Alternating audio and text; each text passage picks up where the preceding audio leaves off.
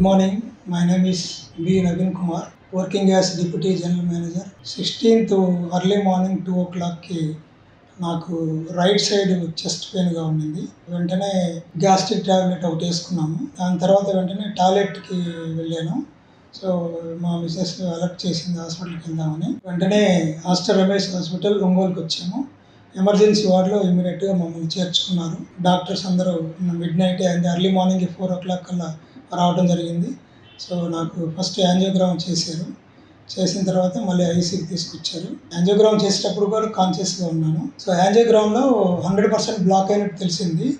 17th angiogram evening 7 o'clock తీస్తారనగా సడన్గా నాకు కొంచెం అబ్నార్మల్గా బీపీ రైజ్ అవ్వటం, పల్స్ రైజ్ అవ్వటం ఇవంతా జరిగింది. ఇమ్మీడియట్గా టోటల్ టీమ్ ఆఫ్ డాక్టర్స్ చేశారు.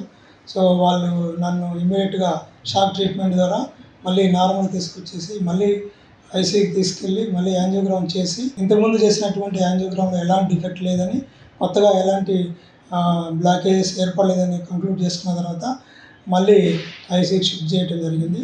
తర్వాత వాళ్ళు ఇచ్చిన కాన్ఫిడెన్స్ కానీ, టీం వర్క్ కానీ, డాక్టర్ శబరిగిరి గారు while doing angiogram also he was telling, Naveen Kumar, you are doing well, all is good, like that he was encouraging me like anything. So ఆయన ఇచ్చినటువంటి words support తోటి నేను కాన్ఫిడెన్స్ గెయిన్ చేసుకున్నాను.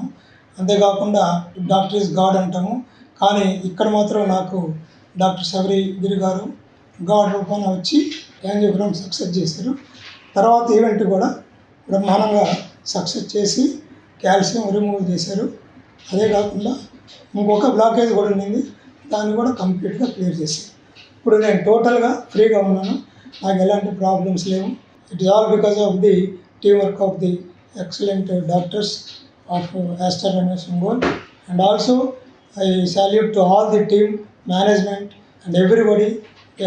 The cooperation extended by the entire hospital team, because now the hospitality is very good. Room cleanness, whatever it is, ward boy, everybody they have taken care. And doctors also, so many doctors have come.